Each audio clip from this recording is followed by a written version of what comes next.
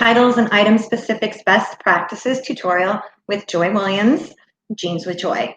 I'm super excited that you are all here for my first video tutorial. And I'm going to give it just a few minutes for everyone to get in and get settled before we dive into the content. I'm so glad that you guys are here.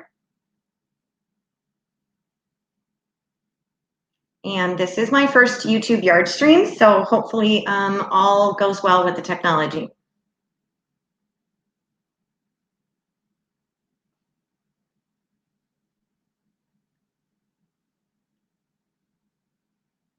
Sorry. So the reason that we are doing this video is that I want to show you some slides and some images, and we're going to walk through some best practices doing a new listing on eBay. We're going to talk about the guidance that eBay gave at eBay Open 2019. We're going to talk about what Google Shopping has to say about ads and listing titles, and we're going to help tweak some of your listings. We're going to talk about creating new listings and how to go back and fix the old ones, and really give you guys the most up-to-date information on how to create the best listing title that you can. And some of the traditional wisdom that's been used is now outdated. And if you follow these practices, then you will be able to get greater visibility both on eBay and on Google for your items. So because this is group content, this video will be available for you to review again, take notes from. I'm going to ask everyone to hold their questions to the end, and we'll walk through some of your specific questions after we cover the content. And hopefully it will make sense and help some of you that are struggling a little bit with visibility on your listings and sell more, which is the purpose. So I'm going to give it just a couple minutes and let you guys get in here. Say hi in the chat. Let me know you're here, and we'll go from there. I'm super excited about this. I'm a little bit nervous today with the first yard stream in YouTube, but this will be going forward something that we will do more often because it's a lot easier, I think, to teach certain things when there is live interaction and audio, and also the visual aids to see what it is that the lesson is about. I may even go back and make some videos of some things that we've covered before, and you know, walk through them with some slides and things like that. So I'm super excited, and I have to tell you that eBay Open was really great this year. There was a lot of good content that I'm going to be sharing with you, and it's really going to help you in your businesses. I'm excited to be able to show you soon what the new picture quality is when you take pictures with the eBay app to remove backgrounds. I think it's a real game changer. And hey, Mary. Oh, thank you. You guys are too kind. I get so nervous when I do these things, and so I really appreciate all of your compliments on the videos. So what I want to talk to you guys about tonight is listing titles and item specifics for your eBay listings in particular, but we will touch on some other platforms like Amazon. And I think that this is also good practice for you in your Poshmark listings and getting those seen both on Poshmark and on Google. So what we're going to do, or what we're going to try to do here, is I'm going to get smaller and my screen is going to get bigger, and I'm going to show you some slides. And I'm going to attempt to start sharing my screen with you now.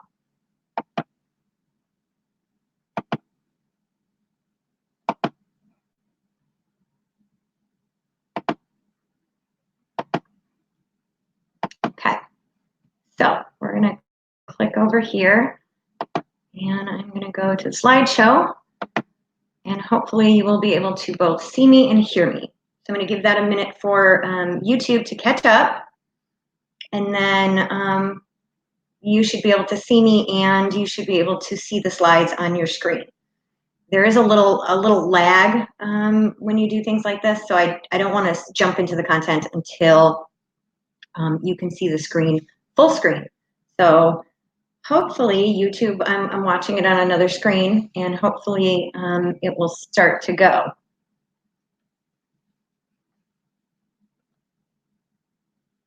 and it did not. So let's go back.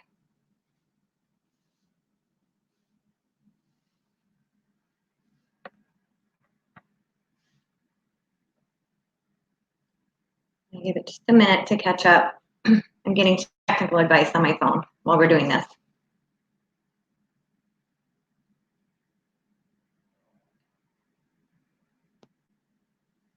Okay, let's go out for a second.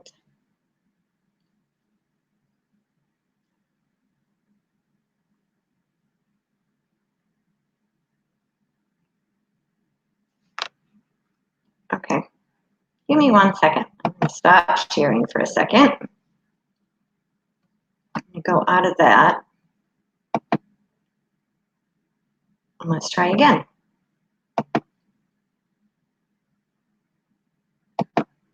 Sorry, technology. It's great, isn't it? Okay, because of the delay, I'm going to give it another few seconds and see if YouTube catches up.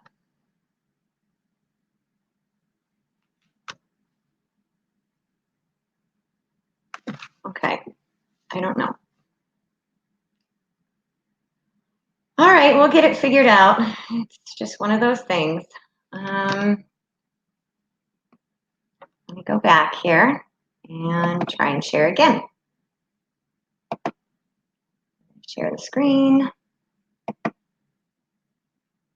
We're going to share the audio.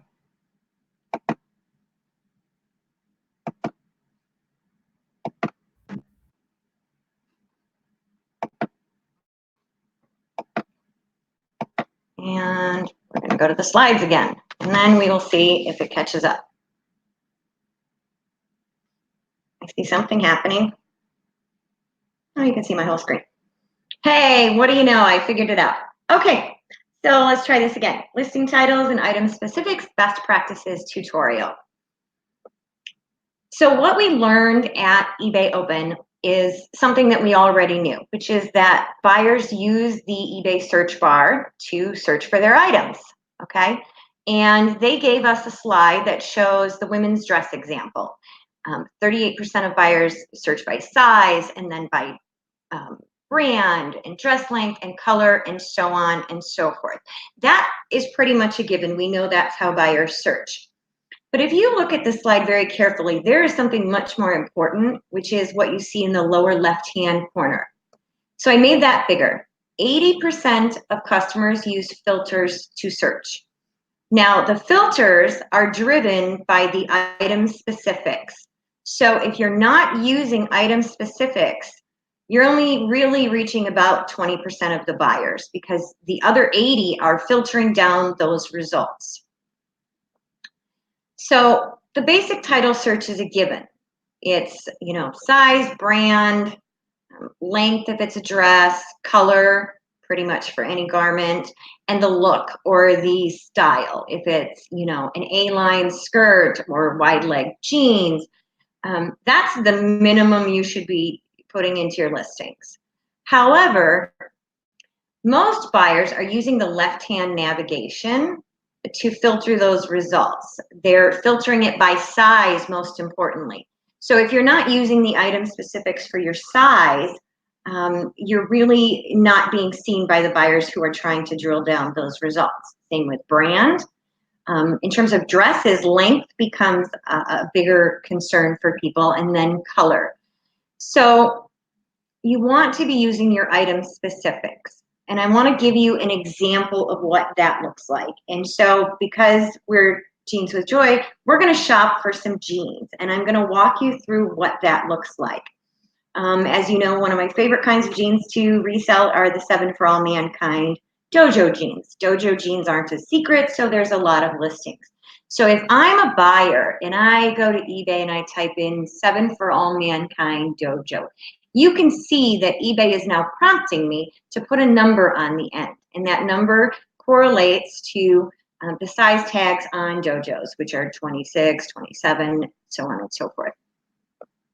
So when I choose a size, if I choose size 26, for example, because that's the size I'm looking for, you can see that there are 3,117 results for a title of 7 for All Mankind JoJo jeans, size 26.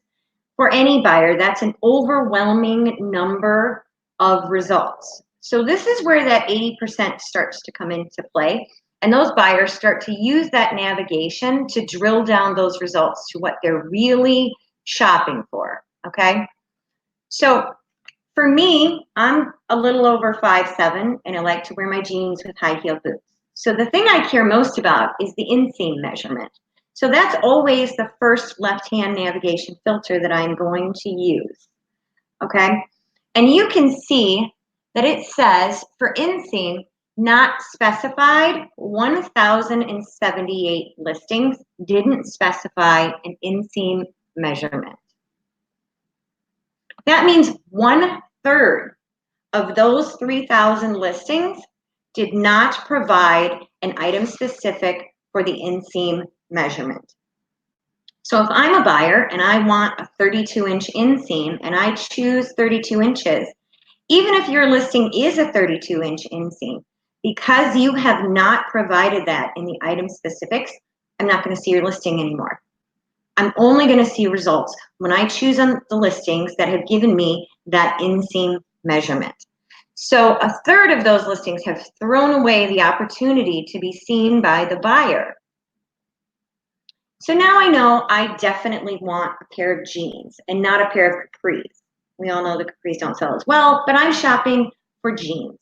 So I'm going to try again, and I'm going to choose the filter for length because I want full length jeans.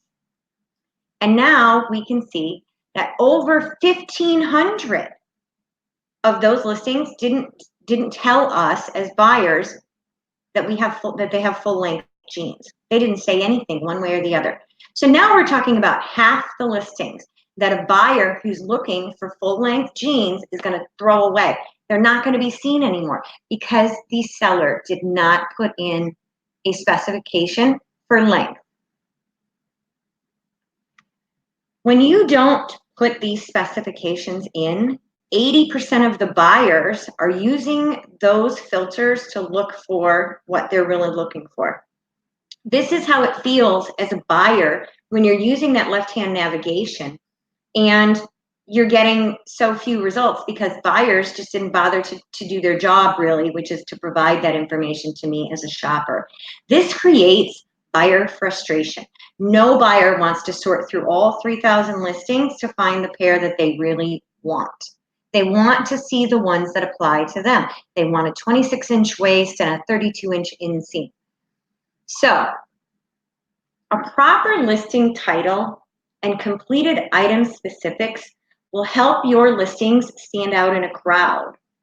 You are going to be the buyer or the seller, who's going to give those buyers what they're looking for. They're looking for their waist management or waist management. Yeah. Waist measurement, they're looking for their inseam measurement. They don't want to sort through all of those listings to find the kind of jeans that they are looking for. So if you want to just start right off the bat to separate yourself from those other listings, you need to use proper listing titles and all of the item specifics that you possibly can. So I could give you a ton of other examples of where sellers are getting it wrong, but I think it's more important to teach you how to get it right. So we're going to talk about how to avoid garbage listings. And any listing that doesn't make it easy for a buyer to find the listing and give them all of the information as quickly as possible is essentially a garbage listing.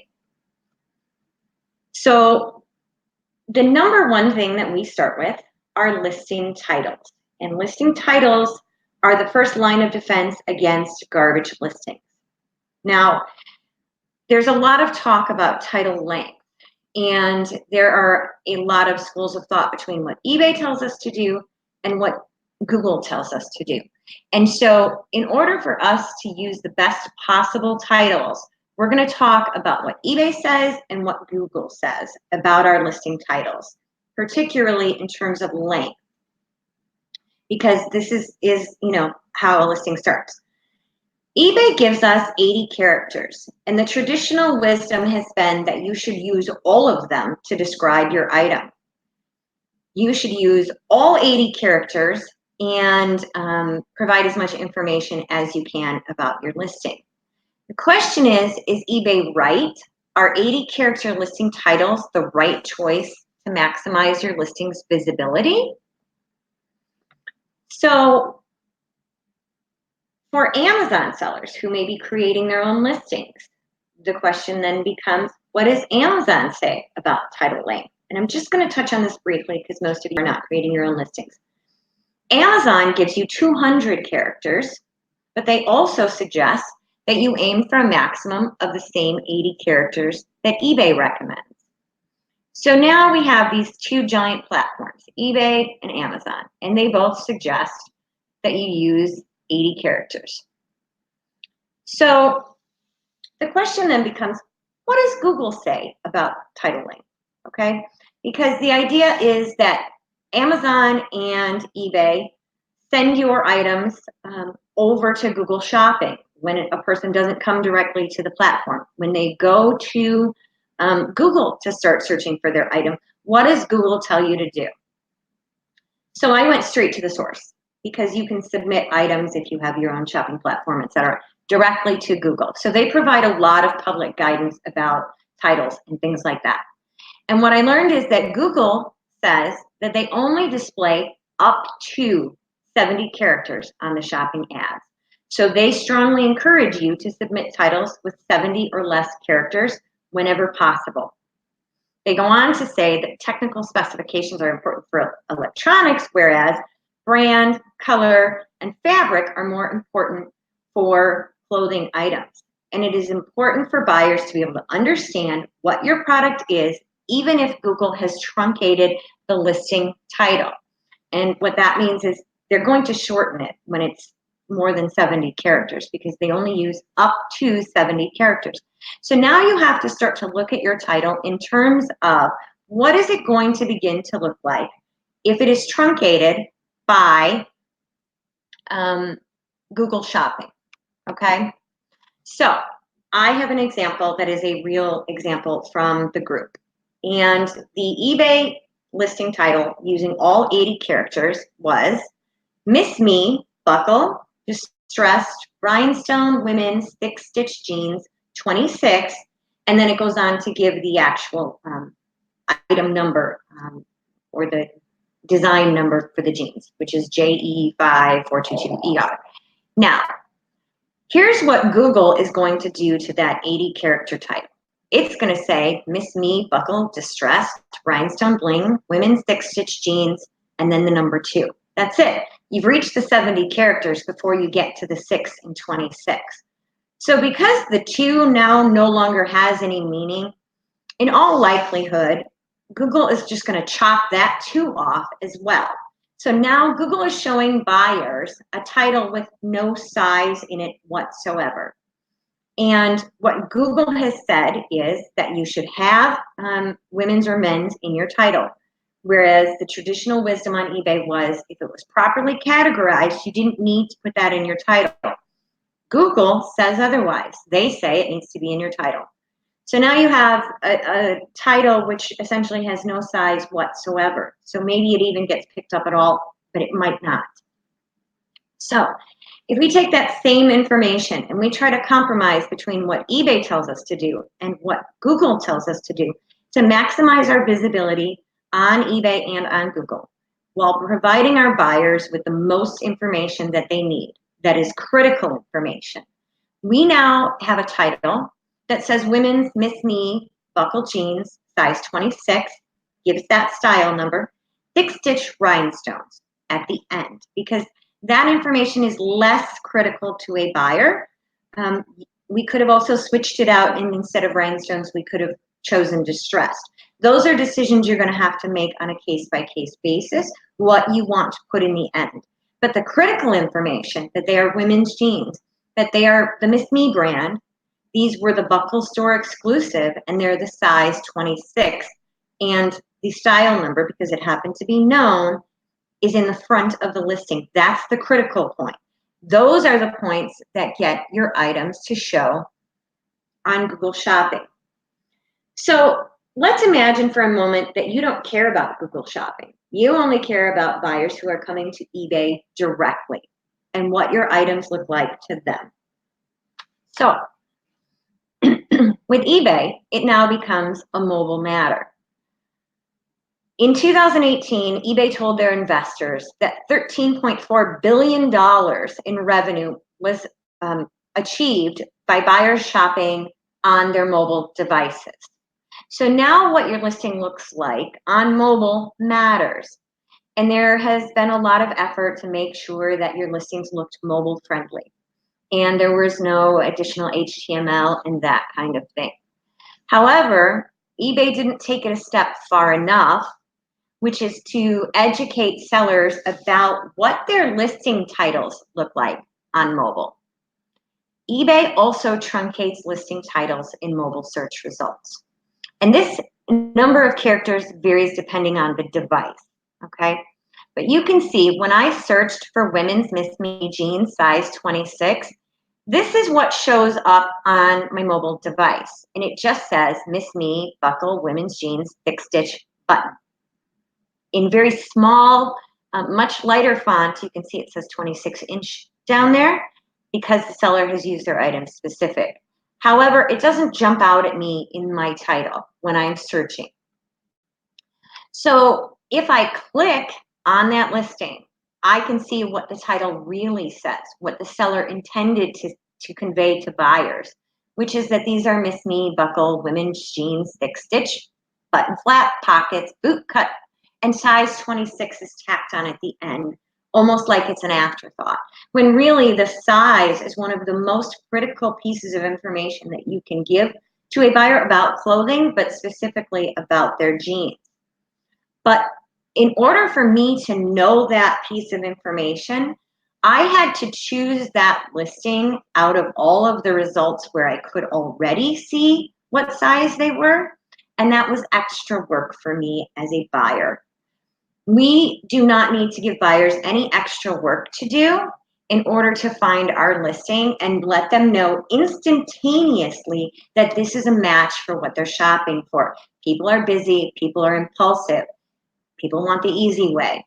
So you want the most critical information to be in the front of your title so that it shows up.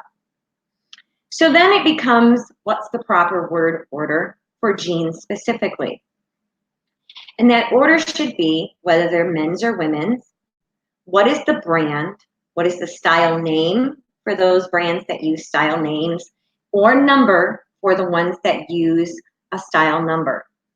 Then the descriptors, wide leg, flare, low rise, etc. And then the color. You could go back and forth, about whether to do wide leg or color, both. In which order. What I will tell you is most buyers are shopping for blue jeans. And while there are colored jeans and things like that, I think that people care more about wide leg, flare, low rise, etc. And so my recommendation is that you put those descriptors ahead of color. And it absolutely, for Google's purposes, should start with men's or women's because that's how they categorize the shopping results. Now, eBay told us at Open that they're going to begin to pull additional item specifics directly from your title and pre-fill them for you. So it's actually going to get easier and faster for you to have those item specifics filled in for you by having a properly worded and ordered title.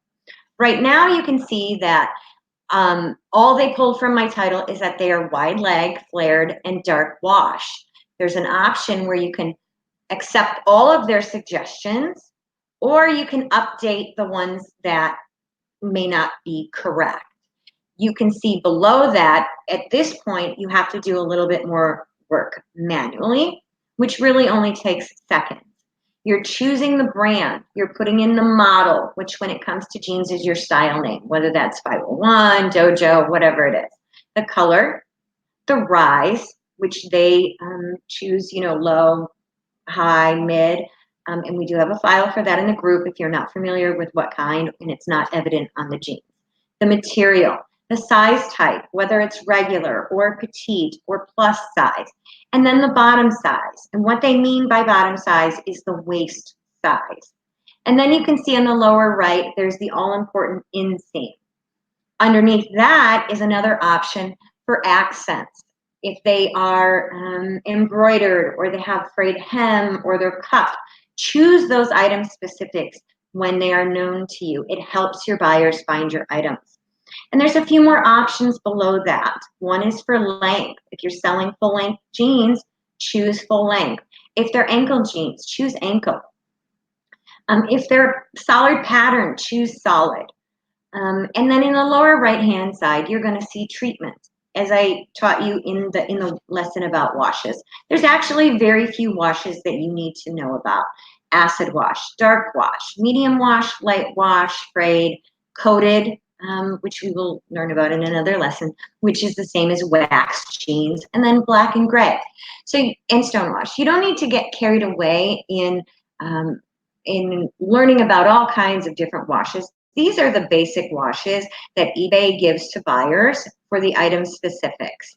So those are the ones you kind of want to stick to. So now you've created a great title, and what you need is a description for your item, okay? When it comes to descriptions, the old adage, the facts and just the facts, is absolutely true. So here's an example of a description for jeans with no flaws. Women's 7 for all mankind. Dojo jeans, 27, wide leg flare, 27 by 30, dark blue wash. Jeans are in gently previously owned condition with no hem wear. I never use the phrase used. eBay uses the expression previously owned, and so that's what you should be selling to your buyers. You're not selling them used jeans, you're selling them previously owned jeans. I use gently previously owned jeans when it applies. If you have jeans in lesser condition, you're going to need to tweak that. I also add that there are no rips, stains, tears, or repairs where it applies. You need to tweak that wording depending on the item that you have. And then I repeat the tag size, and then I say actual measurements laying flat, and I give a waist, an inseam, and a rise measurement. That is it. That is the extent of what goes into my listing. If my tag size does not match my actual measurement, I will then change this a little bit to say tag size 27, but or however actual measurements laying flat are. Just to remind them a little bit again that the tag size says one thing, the actual measurements are another. I use actual measurements in my title and my item specifics. If you put a tag size that does not match your actual size into your item specifics and your title, you are opening yourself up to returns for item not as described. If your tag size does not match, only say it once and say it in your description. Everything else should be your actual measurements. It's as clear as you can be to a buyer about what size the jeans you are selling are. So you may have noticed that the first part of my description is exactly the same as my title. Word for word, the first sentence in my description is exactly the same as my title, which I personally copy and paste. And I do this for two reasons. Some buyers use the little checkbox for include description. So when they're searching for something, they're asking eBay to not only search in the title, but also in the description. What we do know about eBay search, the same as Google search, is that it's always going to return the most relevant results. So if you are having a listing where the buyer is looking in the title and the description, you have now made what I consider to be a double match. And so I think this gives you a small advantage. The other reason that I do this and the reason that I copy and paste it is that it results in fewer errors. We've all done it. You have a listing title that says one thing, particularly about size, and for whatever reason, you accidentally put something different in your description. When you copy and paste your title into your description, you don't have that problem because it's right there in front of you. You're going to have it exactly the same. So if you have a listing where the jeans do have a flaw, let's say they have very light hemwear on the back. I will then change my wording to say jeans are in previously owned condition and have light hemwear on the back. If the hemwear is considerable, I will say substantial hemwear on the back or on the front or whatever it is. If your hems have been cut, someone's trying to make them easier to get on over their boots. You may have seen jeans that have been cut a little bit at the hem. This is where you insert that piece of information. And then I say, please see last picture, or if it's multiple pictures where I'm showing damaged areas, for a close-up of these areas. I always put my damaged pictures last for this very reason. I can tell a buyer specifically where they can see the damage that may exist. Instead of saying, see picture 5 or 7 or 9, I can use this over and over again. Please see last picture. Then I will also address whether or not there are other rips or stains or repairs, because buyers, when there's some damage, may wonder if there's more. So I don't believe in staying silent on that, even though I've described what the damage is. Now, light or heavy hemwear is subject to interpretation. You need to tread lightly on this and remember to under-promise and over-deliver. If you're not comfortable making those judgment calls, you can simply say hemwear.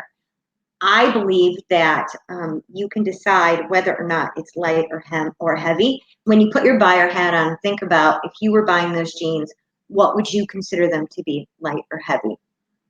So simple changes to your listing titles and your practices will yield big results. You need to optimize your titles for search on eBay and on Google. You need to maximize your exposure by completing the item specifics, and you need to be consistent. Consistency is crucial to every part of your business.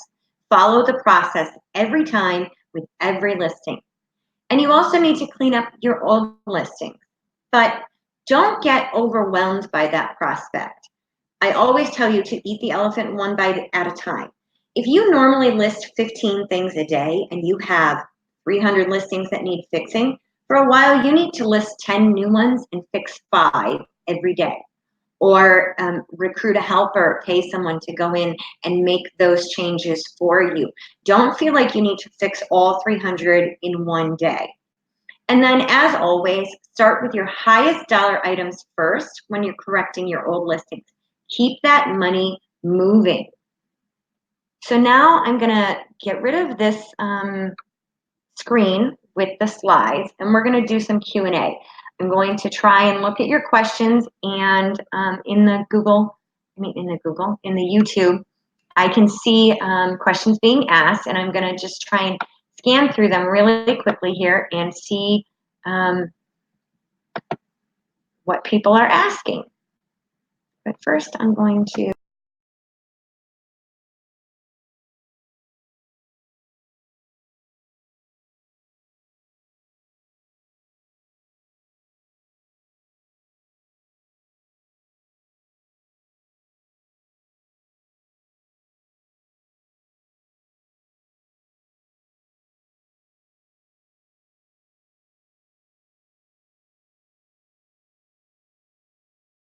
how about I add myself back so you can see me? Hi again. Which size do we put first when the jeans have both 14 long and 32/33? What I would do in that case is to put the 14L and then put a space and then put your measurements. And so you would put 32 space X space 33. I know some tags use that slash instead of the X. I prefer the X. That is the prompt that that eBay uses. And so in that case, you want to use the X instead of the slash. And I always provide both. So let's see. Would you put the tag measurements or the actual? Joanne, I always use the actual. When there's a discrepancy between what the tag says and what the actual measurements are, I always use the actual measurements. I do put in the description that the tag size says whatever the tag size says, but I emphasize the actual measurements. So buyers are as notified, I guess, as they can be that that the measurements are different than the actual title. So I'm just scrolling up a little bit. Go ahead and throw your questions in the chat. I see one here. What is the best way to learn styles of clothing such as A-line, boho, etc.? I'm very uneducated in this area. So one of the best resources, aside from the files in the group where we've talked about different styles, is Pinterest. Pinterest is a great resource. There are a lot of great visual aids on Pinterest. You can pretty much put in dress style guide or skirt style guide, jeans style guide, and come up with a lot of options. What I recommend you do is to treat it like you do any other source on the internet and don't believe the first thing that someone tells you. Take a look at a couple of them and start to see the ones where they describe like an A-line dress in the same fashion, so that you get an idea if everyone is sort of using the same, or if you've run across a rogue one that didn't know what they were talking about. I mean, you can Google for them, but honestly, it's easier to find them in Pinterest. Still include metric. I personally do not include metric measurements. I put everything in inches. I know some sellers do it. If you are across the pond or you live somewhere where, you know, the metric system is the order of the day, then that's a different answer. But here in the States, I only use inches when I do my listings. Joanne says, in the item specifics on the left side. Absolutely. Use your actual measurements in the item specifics on the left side. The only place when you have a discrepancy that you should ever put what the tag says when it doesn't match is in the description. And that's where I say tag says, but actual measurements laying flat are. And I do the math for my buyers. I do see that some people are putting up jean listings and they're saying the waist measurement is 14 inches. When what they really mean is that it measures 14 inches across, which doubled gives you a 28 waist.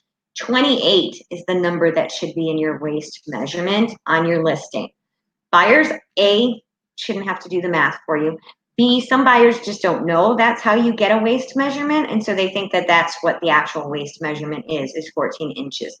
So always do the math for your buyers.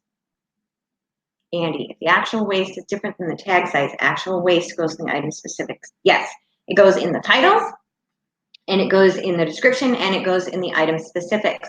I, as a buyer, if I have a 28-inch waist, I don't care what the tag says. I care what those jeans actually measure. And so if you're putting in what the tag says, knowing full well that the jeans don't actually measure that, you're setting yourself up, because the buyers are using those item specifics to drill down the results for the waist size that they want. So if you're including something that doesn't actually match up to the jeans, you're setting yourself up for unhappy buyers and item as not described. So you always want to use that actual measurement and do the math. Don't put in 14 inches when that's what it measures across the back of the waistband. Do the math and double it. Yes, Joanne, Pinterest is really, I mean, I think Pinterest is better than Google for finding these guides to style names and things like that. And I encourage you to use those. If you're getting into selling clothing for the first time, or maybe you're a man who's getting into selling dresses and you have no frame of reference for what an A-line dress is versus a pencil skirt or those kinds of things, use those guides. It's actually a lot easier to learn those things than it may seem in the beginning.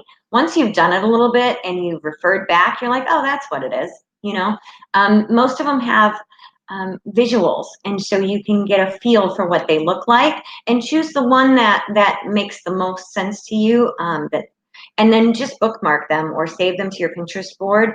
Some people choose to have a Pinterest board that is simply for reference guides, and that's a great place to keep all of that information in one place. Let's see what Angela's on your revisions.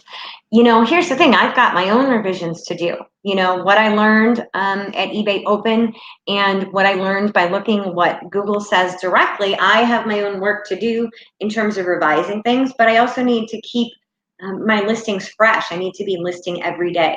So if you have a ton of listings, you should endeavor to do a little bit of both every day. Fix those old listings, and then use that guidance for your new listings. And I think that for a lot of people, this is where the separation has started, where they're not getting as many views as they could or as they think they should, because it's about the buyer experience. It's about whether or not Google is pulling their listing over to begin with at all. You know, if your title's bad enough, they're just going to scrap it. They're not going to bother with you. You need to have at least the basic correct information. The category, men's or women's, if it's kids, girls, whatever it is.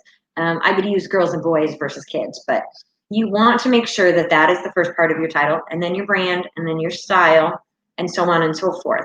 You want to look at your listing in terms of what is it going to look like on Google Shopping? How do I maximize the way that I am using my title characters in a way that is going to make it most likely to get carried over to Google? And my personal new guidance on that is that your title should be no more than 70 characters, and the most important information should be first. Let's see what else we have here. Angela, am I better off to sell similar or revise? This answer is going to vary for people depending on the availability of listings that they have left in their allotment per month. If you're light on inventory and you're not going to use up all your listings, then I would end them into a sell similar. I am a fan of sell similar. It's still a fresh listing. It gets a new item number, that kind of thing. If you don't have enough listings to go around, then you should revise it. What you should remember about doing a sell similar, however, is this. If you have pinned all 1,000 of your items, for example, if you do an end and a sell similar, your link is not going to follow that pin. So you're going to have to do some repinning. You used to be able to edit your pin link and put the new link in there. I've heard people say they can't do that anymore. I'm a little behind on my pinning, so I can't tell you exactly at this moment if that works. And so everybody's going to have to kind of make that decision for themselves if they have enough to do an end and relist. What about brands with Miss Me with vanity sizing? So I will tell you, this is how I do it, and I always sell my Miss Me jeans, which is that I do Miss Me, whatever, you know, the jeans are, and I put what that tag says, 27. And then I put the actual measurements after that, because it's a little gray area. Women who go to the store and buy the ones that say 27 on the tag are generally going to search for the ones that say 27. So I always follow that up with the actual measurements in my title. The same with the 7 for All Mankind for the dojo, for example. I would put whatever that tag size is there and then the actual measurements after it. And the reason for that is also because what Miss Me says is a 27 is not the same as what 7 for All Mankind says is a 27. Their measurements are both different. And so I do use those in those isolated cases. I do put that tag, a number in the listing title, but I also follow it right up with the actual measurements. Joanne, a good way to see what listings Google doesn't like is by looking in Bonanza. It specifies which ones are in need of fixing. That's great information, Joanne. Thanks for sharing that. I haven't been using Bonanza for a couple of years now. I had some syncing issues and my items were just not syncing, and I took everything down, and it just never worked for me, so I cut it out. But that is a great tip for people. If you want to have an idea of what listings Google doesn't like, look in your Bonanza shop and see what they tell you needs fixing. And Andy says, yes, he uses Sell Similar because it refreshes the listing. And that is true. If you have the listings to do it, then absolutely do a Sell Similar. But if you don't, if you're a person who maxes out your listings and you have a ton of things yet to list, then you may not want to do it that way. You may want to just do a handful a month that way and revise others. Ricky Bonanza is another selling platform that you can have your eBay listings imported directly onto their platform. The way it is supposed to work is when you sell something, it's supposed to automatically end on the other one. This is the part that never worked for me. It works great for other people. I don't know what it is. Bonanza just didn't like me. But it is a great platform. People have a lot of success with it. And so you might want to check that out for sure. I do believe that this same wisdom about titles applies to Poshmark. Poshmark gives you even fewer characters. I want to say 50. So if you're having trouble if you cross post to all of them, and you're having trouble training yourself to use less characters and get things in the proper title, you may want to start posting them to Poshmark first and using their title characters and start forcing yourself to use fewer characters in your title and then putting them over on eBay. Pinterest board. Angela says Pinterest boards need cleaning up as well. Yes, mine do as well. There's a monsoon rolling in outside, so hopefully my internet stays working properly here. I'm just going to scroll back for a minute and see if I have missed any questions that anyone had. And what I would encourage you to do is to sort of start to take notice after you start making these changes and see what a difference it makes, because I think that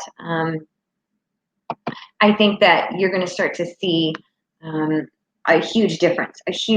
And I think you're going to start to see if you keep yourself to those 70 characters, you're going to see a huge difference in the number of things that start getting over to Google that maybe weren't before, especially if you're starting that listing title with women's or men's. Mercari gives less than Posh does. I haven't sold on Mercari for a few years now, and it's one of those projects that I'm quietly working on, which is to start cross-posting everything back from eBay to Mercari. When I moved across the country, something had to give, and I started selling on fewer platforms, and that was one that went. But I do feel like they've come a long way, baby, and in terms of just using the platform itself, in terms of buyer exposure, some people are doing really, really, really well on there, and so it's time for me to kind of add that back into the mix. And so, yeah, you want to make sure that you are doing everything you can in your listing titles and your item specifics in order to get the most exposure that you can. Because there are some people who are going to go to Google first to search for something versus going directly to eBay or even Amazon. So if you're an Amazon seller and you're creating your own listings, you want to bear in mind that Google is also going to truncate your titles to 70 characters or less. You'll notice that they're very specific in the way that they say it. They say up to 70 characters. So they're going to decide for you how much information is enough. So you need to make sure that your information is at least contained in no more than 70 characters. And I do see a lot of listings for jeans like the Miss Me that say blingy or bling and stuff like that. And yes, that's the style that people use. That people wear when they buy Miss Me jeans. I just don't think that they're actually searching on eBay or Google for the words bling or blingy. Rhinestone perhaps, but I think if you have to cut things out, you start to cut out those things that a lot of us have started to use as filler because we were under the eBay impression that we should be using all 80 characters. Joanne says she posts all three, eBay, then copy and paste to Posh and Mercari. And Mary says, I do the exact same thing. I generally go in that order. I start with eBay and then I go to Posh and then if I'm going to list it somewhere else. But the eBay and Posh are my primary platforms, but I will need to now start to be more cognizant of my titles when I put things on Mercari. And we're going to talk more, excuse me, very soon about cross-posting and the various methods and best practices and the easiest and fastest, right? The more platforms you sell on, the more proficient you need to get at quickly cross-posting while maintaining accuracy. And so we're going to have some lessons on that in the coming days. So I hope that you will use this as a starting point to start correcting your old listings. Use it as a yardstick with your new listings, and I think that you will start to see that the concerns about all of a sudden you feel like you're not getting as many eyes on your items, if you're using all of the information from all the platforms, in particular Google, about staying at 70 characters or less in your title, and about using those item specifics on eBay, knowing that 80% of shoppers are using those item specifics to narrow their results, and that billions and billions of dollars are being spent by buyers who are shopping on mobile, that you put those critical pieces of information at the front of your title so that buyers know right off the bat, these are Miss Me jeans size 26. Everything else comes after if they choose to click on your listing. But they're more likely to click on your listing if they know going in, yes, these are the size that they are looking for. So I hope that you have all learned something from this lesson and that you will put it into practice. And I think that I have answered any questions. If you are watching this at a later date, drop your questions into the comments and I will be checking in and answering those questions as well. I can't thank you guys enough for joining me tonight for my first video lesson and YouTube broadcast, and we will start doing this again more in the future with future lessons because I think it's a great way for me to answer your questions live and to be able to show you various images and things like that instead of trying to just explain it to you in a flat method. So if you have any other questions, drop them in the comments, and thanks for joining me. Good night.